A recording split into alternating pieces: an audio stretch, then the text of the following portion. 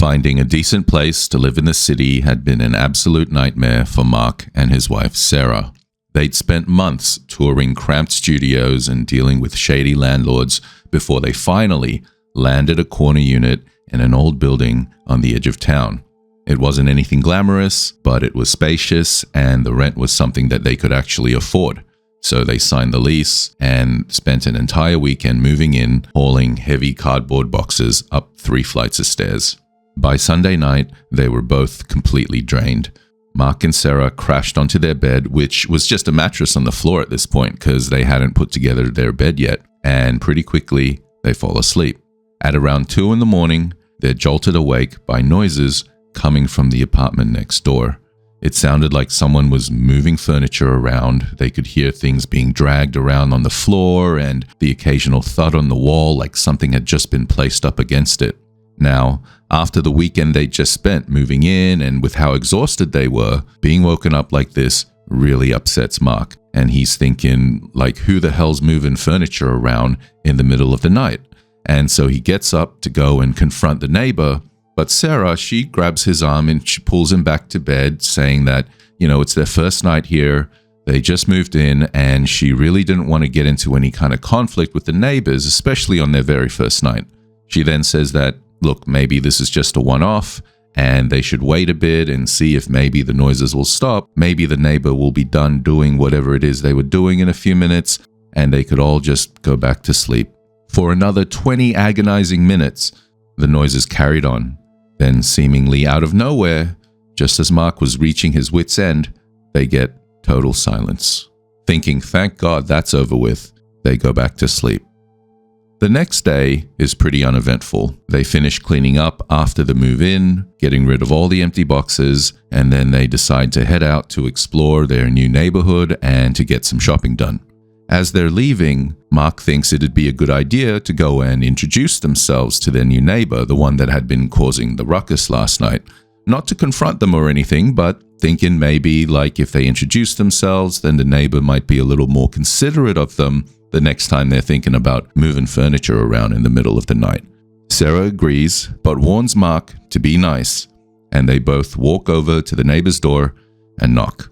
But nobody answers, so they knock again. Again, no answer. Mark places his ear against the door and he doesn't hear a thing. No sound of movement, no water running or the TV on or the laundry going or the hum of a fridge, nothing. Just dead silence. And so they think, well, that's a bit strange, but maybe the neighbor was an early bird and had already left for the day, or maybe they were still sleeping. And so they go about their day and they don't come back home until the evening. And they're still feeling a little drained from the move, so they decide to just make some dinner and go to bed early. The second night, again, at around 2 in the morning, they're woken up by the noisy neighbor. Same thing. Furniture being moved around. Mark gives Sarah a look like, can I go over there now? But Sarah really doesn't want to get into it with the neighbor because at the end of the day, they both still had to live next to each other and share a wall with one another. So she says, all right, look, once is an instance, twice is a coincidence, but 3 is a pattern. So let's just let them do what they need to do tonight. Last night, they were done pretty quickly, and we'll go over there in the morning just to introduce ourselves, and maybe we can bring up the noise in like a roundabout kind of way. Mark gives Sarah a skeptical look, but ultimately says, fine, we'll do it your way.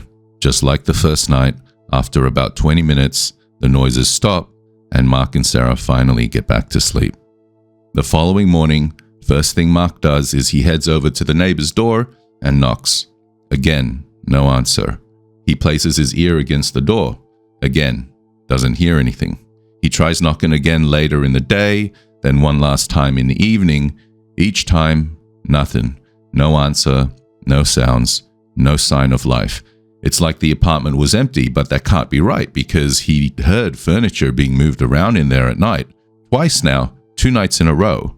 Mark thinks, well, there's no way to really tell if the neighbor is in there and just not answering the door on purpose, or if they've been out all day.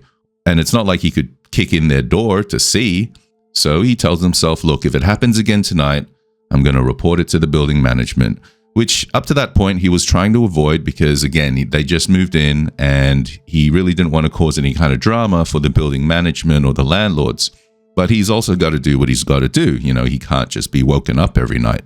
And with that, Mark calls it a night, and him and Sarah go to bed, praying that they wouldn't be woken up again in the middle of the night. Unfortunately, at 2 a.m, on that third night, Mark and Sarah are jolted awake once again by the sound of furniture being moved around. Now Mark, he's at the end of his rope now, so he tells Sarah he's going over there. And this time, Sarah's like, yeah, all right, this is getting out of hand, but still, try to be nice, okay? Mark promises that he'll try, and he gets out of bed, puts on his slippers, and heads over to the neighbors and knocks on the door. Not loudly, not aggressively, but firmly. Again, nobody answers, but what's more, the noises also stop, like immediately as soon as Mark starts knocking. So Mark thinks, all right, now I know you're playing games. Like, I know you're in there, I just heard you woke us up, again. And now when I come knocking, you're not answering the door. So he knocks again, this time a little louder. No answer. So he knocks again, and again, a little louder. He's committed at this point, right? He's not leaving until he gets an answer. On the fourth knock, finally, he hears the click of the door being unlocked, and then the door creaks open ever so slowly. He can see that a chain is in place, but apart from that, he can't see much else. The gap in the doorway was pitch black. It was like not a single light was on inside the apartment, not even any moonlight coming in through the windows. It was like looking into a cave, a void. But as his eyes adjust a little to the darkness, he can just barely make out the faint outline of someone peering back at him from behind the door. He could only see half a face, the other half was hidden behind the door, but it looked like an elderly woman. Her face weathered with deep wrinkles around her eyes, and her hair disheveled. Mark clears his throat, pushing his anger down, and introduces himself as her new neighbor. Then he politely asks her to please keep the noise down, doing his best to sound neighborly and to not let his frustration seep into his tone. The old woman doesn't respond. She didn't apologize, she didn't argue, she didn't even really acknowledge that he'd said anything. She just peered back at him through the narrow gap in the door from inside that darkened apartment, no moving, not even blinking. Mark shifts his weight a little as he starts to feel a little awkward as the silence drags on. So he just reiterates his point once again. He tells her that him and his wife are light sleepers and that he had to be up early for work, and once again asks her politely to please keep it down at night. Still, the woman says nothing. Then, as slowly as it opened, the door closes, and Mark hears the click of the lock sliding back into place. Mark stood there in the hallway for a minute, just completely bewildered by what had just happened. Then he walks back to his apartment and he tells Sarah what happened, and they brace themselves for more of their noisy neighbor's antics. But that night, nothing else happened. Yet the anticipation that something might happen kept them up for a little longer. Eventually, though, they were able to drift off to sleep. And for the next week, their apartment was a haven of peace and quiet. They got settled in and really started to feel at home. Mark genuinely believed that the problem with the neighbor had been solved. The old woman was just probably some eccentric, antisocial type who hadn't realized how thin the walls were, he thought. He was, however, completely and horrifyingly wrong. It was a Tuesday night, and Mark and Sarah had gone to bed, and the layout of their bedroom put the foot of their bed facing toward the bedroom door. At around 2 a.m, Mark wakes up suddenly, but he's not jolted awake like he had been by any of those noises those previous nights. No, this came from the level of primal instinct, like his body was warning him of danger even though he had been fast asleep. He opens his eyes and he looks toward the foot of the bed, and standing there is an old woman.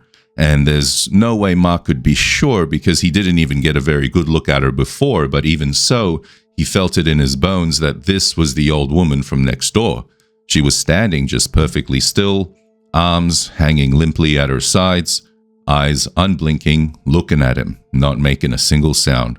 Fear and shock and panic pulse through Mark's body. He's paralyzed. Every muscle locks up. He can't move. He can't breathe. He can't even call out to Sarah, who's still fast asleep right next to him. The old woman then slowly leans forward, and he can see her mouth move like she's saying something, but no words are coming out. She just kept mouthing the same phrase over and over again, and he can't make out what she's trying to say.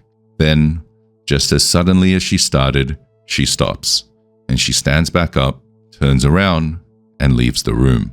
But she doesn't walk out, because when you walk, you can usually see some kind of movement in the person's body when they take a step, and you can usually hear a footstep.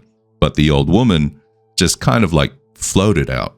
And as soon as she left the room, Mark sits up, gasping for air.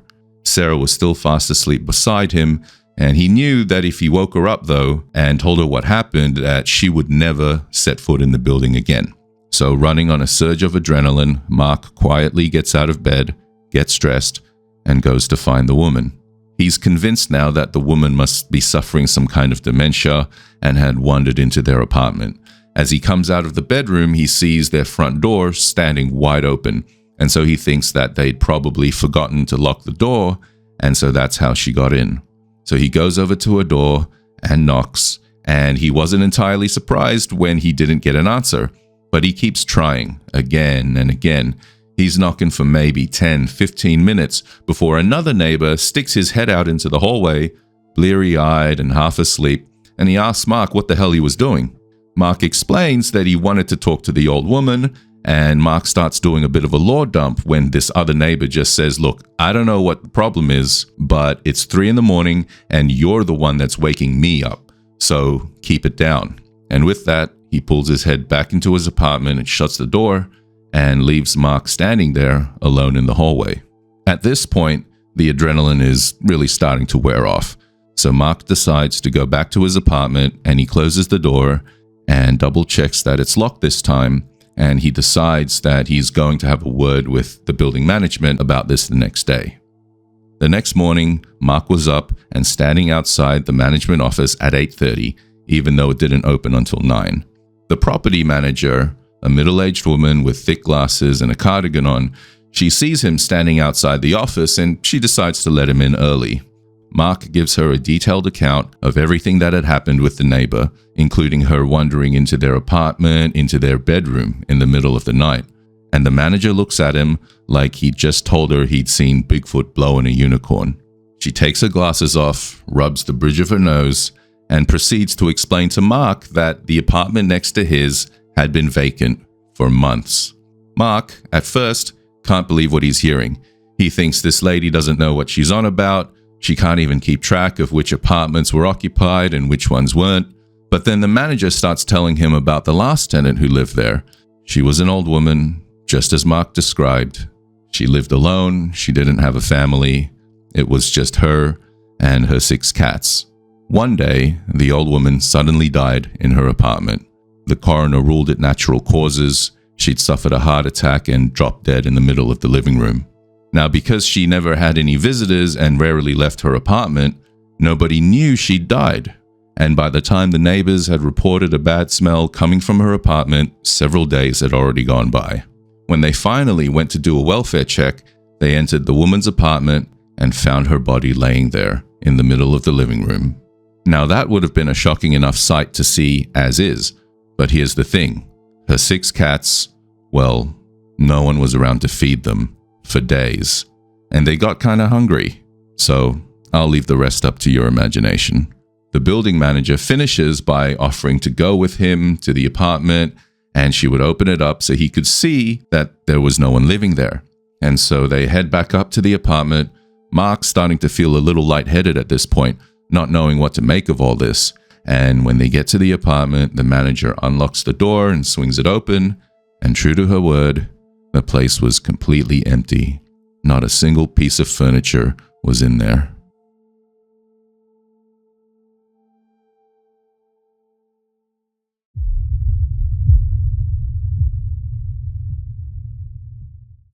Evelyn had done a lot of babysitting between the ages of 15 and 18. It was a reliable way for her to make some decent cash, and she was lucky because she lived close to an affluent suburb where the families were usually pretty generous. Over the years, she'd dealt with her fair share of strange kids and weird situations, but never had any major issues until this one night. It was a Friday in late October when she got a call from a family she'd never worked for before. They'd gotten her number from a neighbor, and they said that something had come up last minute and they desperately needed someone to stay with their son overnight. The pay they offered was double her usual rate, so she agreed without any hesitation.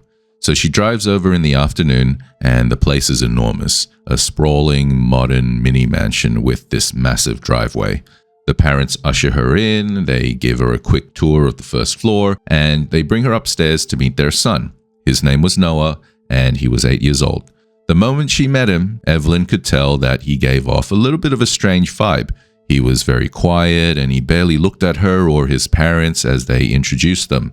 As the parents were leaving, his mother pulls Evelyn aside and explains that Noah could be a little odd sometimes, that he preferred to be left alone, that he might need some gentle nudging to eat dinner. She didn't really elaborate on what she'd meant by odd, and Evelyn wasn't going to press her. She figured she'd just let the kid do his own thing, just make sure he's fed and goes to bed, and she'd collect her check in the morning. The guest room where Evelyn would be sleeping was spacious, with a large bed against one wall and a huge walk-in closet on the opposite side. She opened it and found that it had been repurposed into a playroom, big enough to fit a big wooden play table that was covered in Lego and action figures, and there were these bins full of toys just lining the walls. Noah spent almost his entire evening in that closet. Evelyn stayed in the guest room, playing with a phone and occasionally glancing up into the closet to make sure that he was all right. As the hours passed, she noticed something that made her feel a little uneasy. Occasionally, she would hear Noah talking, but not doing voices or sound effects as his action figures did battle, but speaking in a hushed tone, almost a whisper, like he was talking to someone.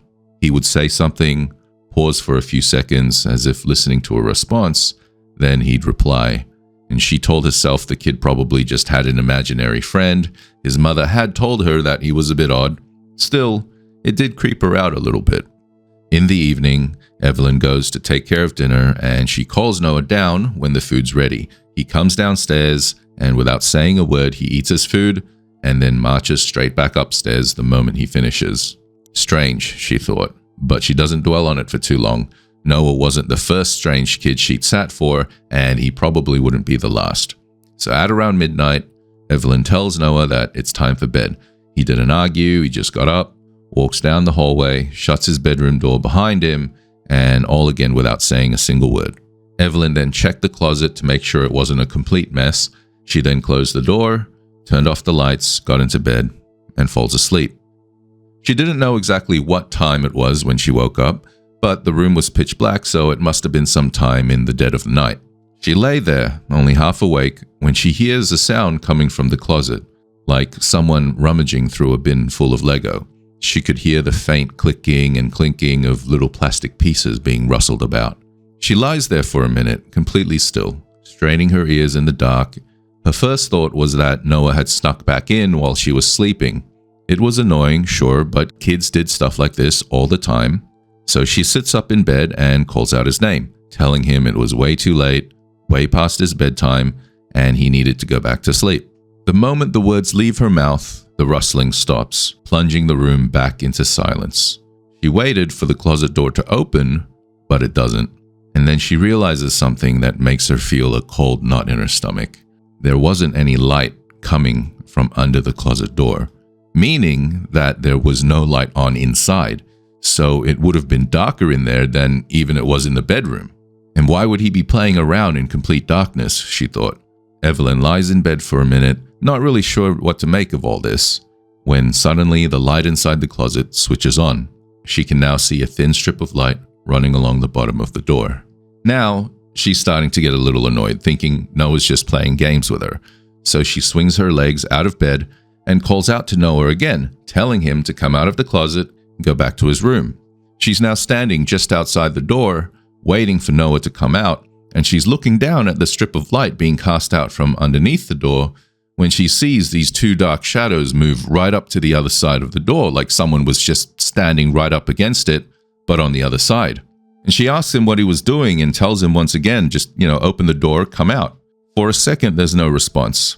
Then she hears a giggle, but not like an innocent laugh. It sounded more mischievous, mocking even. Feeling a surge of annoyance, she grabs the door, throws it open, and inside, the closet's completely empty. The shock of seeing that no one was inside the closet made her step back, and her eyes darted around frantically looking for any signs that someone was there. The Lego table was there, all the bins were in place, but there was no one in there, and there was nowhere to hide. So panic is now starting to bloom out from her chest. She scrambles to the bedroom door, swings it open, then makes her way down the hallway to Noah's room, where she opens his door and sees, with the help of a nightlight that was on, that Noah is in bed, tangled up in his blankets, fast asleep, breathing deeply, just completely dead to the world. Evelyn then turns around and looks back down the hall toward the guest bedroom, and all she can see is darkness and shadow, meaning that someone or something had turned off the light inside the toy closet. Otherwise, some of that light would be shining out into the hallway, but none of it was. So Evelyn backs into Noah's room and slowly closes the door. Her hands are shaking violently at this point. She then leans back against the door and sinks down to the floor, pulling her knees to her chest, ears pricked for any sound. She couldn't bring herself to wake Noah. What would she tell him exactly? There was a ghost in the house? She didn't know how to explain what she just experienced, so she just spent the rest of the night just sitting on the floor, not sleeping a single wink. Every creak of the house, every groan of the wind would send just fresh waves of terror through her body. She kept expecting the doorknob to slowly start turning or to hear another giggle on the other side. Eventually, the sun rises, and when Noah wakes up, he sees Evelyn sitting there in his bedroom, her back pressed up against the door, and he doesn't show a single hint of surprise. It was like business as usual for him, just another morning. He didn't say a word, he just gets out of bed, and as he's walking to the door, Evelyn stands up and starts trying to offer an explanation as to why she's in his room. But he just walks past her, opens the door, then he goes downstairs, and Evelyn can hear the sound of the TV turning on. Eventually, Evan follows him down while keeping her eyes fixed on the door to the guest room. Noah's parents come home at around 10. The mother asks how the night went, and Evelyn forces out a smile and says everything was fine. What else was she supposed to say? She then grabs her bag, walks to a car, and drives away as fast as she could.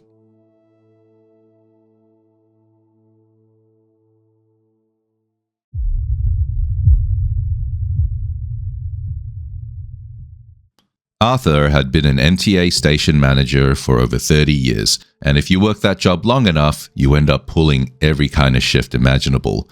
The night shifts were always a different beast. You're mostly moving from station to station in the dead of night, securing booths and checking paperwork. So it was a Tuesday night in November, and Arthur had just finished his rounds at his first station and was standing on the platform waiting for the train to take him to his next station. It was around 3 a.m. The platform was completely deserted, lit only by fluorescent lights flickering away overhead. Arthur could feel the train coming before he actually saw it, as it pushed a blast of warm air through the tunnel. When the train pulls up, he steps into an empty car and he takes a seat near the middle. At the next stop, someone walks in. A very tall but scrawny guy in an oversized winter jacket and a dark beanie pulled down low. The man pauses just inside the doors, shoots Arthur a quick glance, then walks all the way up to the far corner of the car and sits down. Arthur shrugs to himself and goes back to looking at his phone. Occasionally, he glances up and around, and at first he didn't really think much of it, but after the third or fourth time, Arthur can't help but notice that the guy sitting at the other end of the car was staring at him. Every time Arthur raises his head and he looks around, he sees the guy just sitting there, all the way at the other end of the car, and the guy's not just facing in Arthur's direction, but he's looking at him. And there was no one else in the car, so it could only have been Arthur that the guy was looking at. When his stop finally came, Arthur stood up, grabbed his bag, and stepped off without looking back. His station office was at the end of a long corridor just off the main ticketing zone, and as he's walking down this corridor, he can hear footsteps echoing up from the floor behind him. He turns around just to peek at who's behind him, and he sees that tall guy from the train, about 50 feet behind him. Hoping to avoid getting into any kind of drama with this guy, Arthur turns back around and he heads straight to his office door. He unlocks it, steps inside, closes it, and makes sure it's locked. He then drops into his chair, telling himself that it was probably just some homeless guy trying to get out of the cold or something. But about 5 minutes later, through the office window, he sees the guy walk up to the door and he tries to open it. Arthur can see the doorknob jiggling as the guy tries to turn it. Now, Arthur had come across his fair share of questionable characters over the years, so he wasn't super worried at this point. He figures here's a guy who's just had maybe too much to drink or was high on something, so he yells out that the office was closed to the public and told the guy to go away. But the rattling of the doorknob doesn't stop immediately. It keeps on going for a minute. The guy's still trying to get in. Then, all of a sudden, the rattling stops, and Arthur sees the guy walk away down the corridor until he disappears from view. Arthur stays in that office for another half hour or so, finishing up some paperwork, but also keeping an eye on the security monitors just in case that guy came back.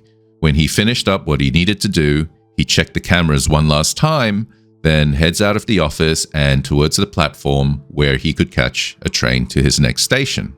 A train was just pulling in as he got to the platform, so he quickly steps into the nearest car and took a seat, and he looks back out onto the platform as he waited for the doors to close, and he sees coming down a flight of steps that tall man in the beanie, the same one that had been trying to get into the office.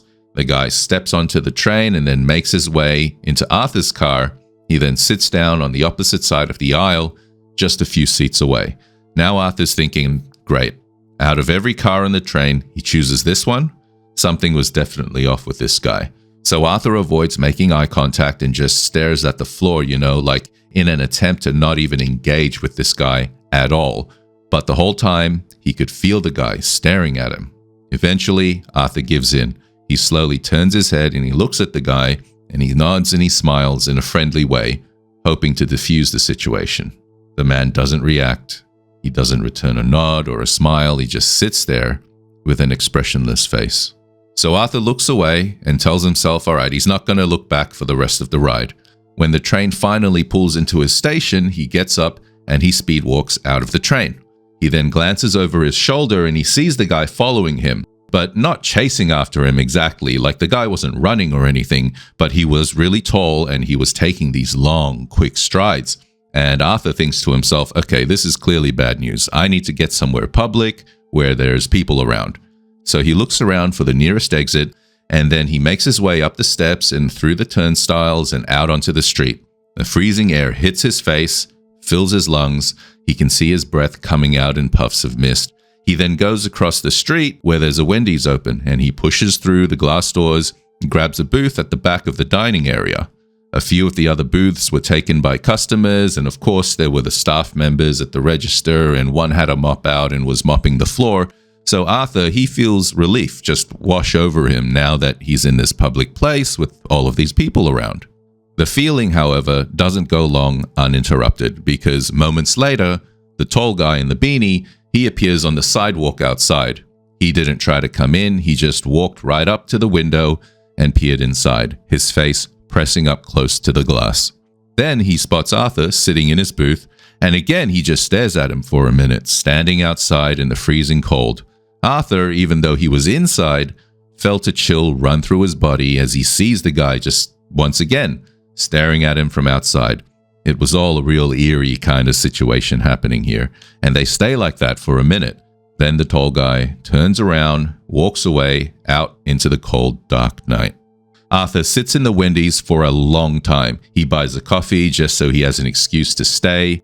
He waited until his nerves calmed down, and when he finally built up the courage to leave, he gets up and walks out of the Wendy's and toward his last station for the night, his head on a swivel, looking left and right, then back again, just scanning his surroundings to make sure that guy wasn't around anymore.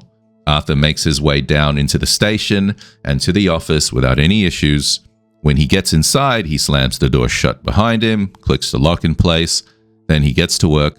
But all the while, he's keeping an eye on the security camera feeds, just in case. He must have had his head down for only a few minutes when he looks back up at the feeds and sees, on the feed pointing at the exterior of his office, that same guy. That tall guy in the beanie was pacing around right outside the office door. Feeling a rising panic, Arthur thinks, all right, this is too much. And so he reaches over toward the desk phone so he could call the transit police, all the while keeping his eyes on the camera feed. So he picks up the phone and he goes to dial the extension, but literally as soon as he picks up the phone, he sees the guy stop dead in his tracks. Like somehow he knew that Arthur was about to call the police. The guy then looks up directly into the camera, and for a moment, they both lock eyes through the feed. And it must have been for only a minute, but to Arthur it felt like ages. Then the guy turns around and he walks out of the frame. Remembering that this is not the first time that guy had disappeared only to reappear again later, Arthur still goes ahead and he calls the transit police. He explains what's happened and they send a couple officers over to check things out. The officers look all over the station, but they can't find any sign of the guy. Arthur finishes up for the night and gets home without any further incidents. Arthur never saw that guy again, but of all the strange and dodgy people Arthur crossed paths with in his 30 years at the MTA, that guy remains the scariest one. Even now, when he pulls a night shift, Arthur finds himself glancing up at the security monitors, half expecting to see a tall guy in a beanie staring back at him.